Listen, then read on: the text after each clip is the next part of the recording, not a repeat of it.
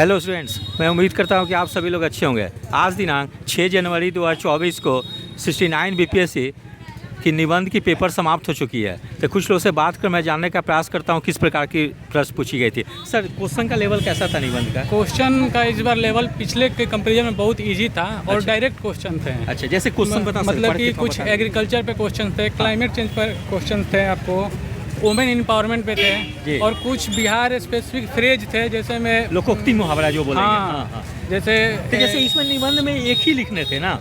3 section थे और तीनों सेक्शन में एक एक लिखने थे। एक एक लिखने थे। हाँ। अच्छा, और उसमें लोकोक्ति मुहावरा में मुहावरा आपको मतलब कि बिहार स्पेसिफिक मुहावरे थे, आसानी थे। जैसे में एक है, दो बिया कुकुर न घर के न घाट के। अच्छा, ठीक है। मतलब कि जो व्यक्ति अनप्रोडक्टिव होता है वो किसी का नहीं होता है ना आगे। हाँ। एक है आपके आनेर दूनेर के राम रखवाले, कि जिसका कोई हेल्प करने वाला नहीं रहता है तो उसके भगवान हेल्प करने वाले होते हैं। जी। तो क्वेश्चन आपको एजुकेशन पॉलिसी पे थे, एक निबंध लिखने थे। हाँ। तो इस बार बहुत ही डायरेक्ट क्वेश्चन थे। पिछले बार के कंपैरिजन में इजी थे, ये कह सकते हैं। लोकोक्ति मुहावरा एक ही लिखने थे कि एक से ज़्यादा? 4 थे, उसमें से आपको एक लिखने थे। अच्छा, तो कोई बहुत ज़्यादा प्रॉब्लम नहीं है, लोग नहीं, इजी ही था, लेवल बहुत इजी था। 68 के कंपैरिजन में कैसा लगा आपको? 68 के कंपैरिजन में इसका लेवल बहुत ही कम कह सकते हैं, क्योंकि उसमें उसका मुहावरे का लेवल बहुत हाई था। और इसमें मुहावरा इजी टू अंडरस्टैंड है, तो इसको आप आसानी से कर सकते थे। अच्छा सर, इसकी तैयारी के लिए मतलब कैसे करेंगे आपके अनुसार? तैयारी के लिए आपको आंसर राइटिंग करना जरूरी है। और थोड़ा सा आपको अपना इकोनॉमिक्स हुआ, पॉलिटी हुआ, ये सब, क्योंकि ज़्यादातर निबंध उसी से रिलेटेड हैं। 2 सेक्शन में एजुकेशन से हैं, वुमेन एम्पावरमेंट से हैं, एग्रीकल्चर से हैं, तो ये सब इकोनॉमिक पॉलिटी का सब्जेक्ट है। और दूसरी बात कि आपको आंसर को लिखना, इसके लिए आपको आंसर राइटिंग की प्रैक्टिस करनी चाहिए। जो आंसर राइटिंग की प्रैक्टिस करेंगे वो काफ़ी बेहतर करेंगे। हाँ। अच्छा, इसमें सर जो लोग टेस्ट सीरीज देते होंगे उनको क्या हेल्प मिलेगी?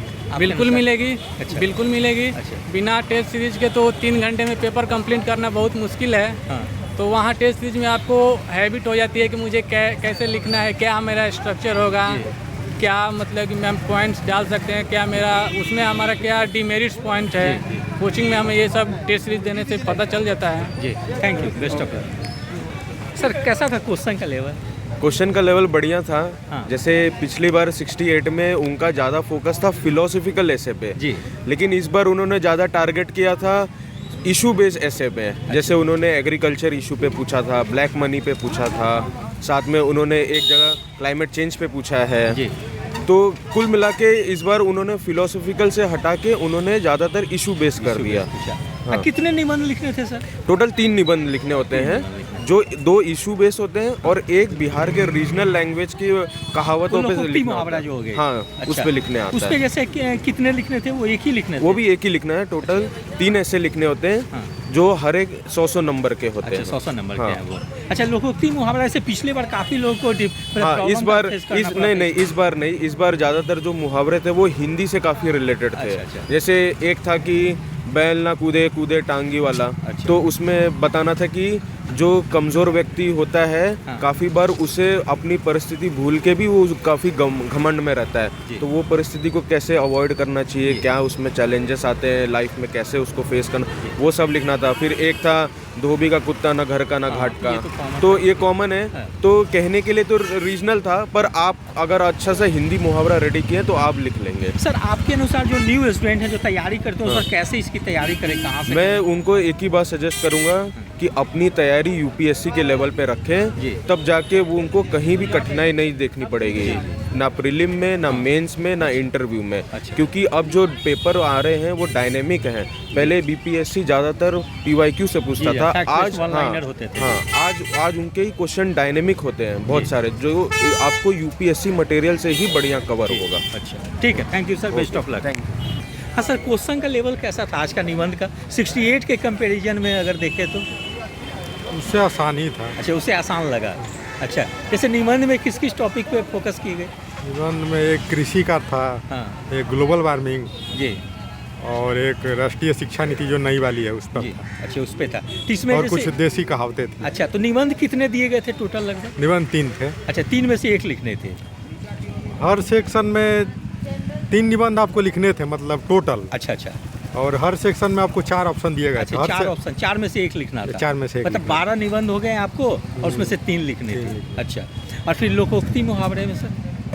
वो एक सेक्शन था, उससे 1 लिखना अच्छा, था। 1 ही लिखना था। हाँ। तीस बार कैसे था? पिछली बार तो थोड़ी सी डिफिकल्टी लोगों को सामना करनी पड़ी थी, इस बार कैसा हाँ, था? एक था उसमें कि समाज बोली के लिए ज़रूरी है अच्छा और बोली भी समाज के लिए ज़रूरी है। अच्छा अच्छा दोनों एक दूसरे पर निर्भर है। अच्छा अच्छा और कुछ देसी कहावतें थी। अच्छा, देसी का। तो इस बार ज़्यादा प्रॉब्लम नहीं हुई निबंध में या लोकोक्ति मुहावरे में? नहीं, इस बार ज़्यादा Comparatively प्रॉब्लम। 68 हाँ, के। पिछली बार से आसान है। अच्छा अच्छा, ठीक है, बेस्ट ऑफ लक आपको रिजल्ट के लिए। हाँ सर, निबंध का पेपर कैसा था 68 के कंपैरिजन में? अगर क्वेश्चन देखें तो 68 के। मतलब 68 वाले में जैसे 3rd सेक्शन में तो दोहा वाला रहता हाँ, है, लोकोक्ति मुहावरा जो रहता है। वो तो इस बार भी था। अच्छा लेकिन फर्स्ट 2 सेक्शन जो था उसमें मतलब इस बार थोड़ा आसान जैसा था। अच्छा, आसान था। तीसरा comparatively सेक्शन 68 के। वैसा ही है, लेकिन हाँ। पहला 2 सेक्शन थोड़ा आसान था। अच्छा, आसान था। हाँ, अच्छा, किस किस टॉपिक से पूछी गई जैसे जनरली?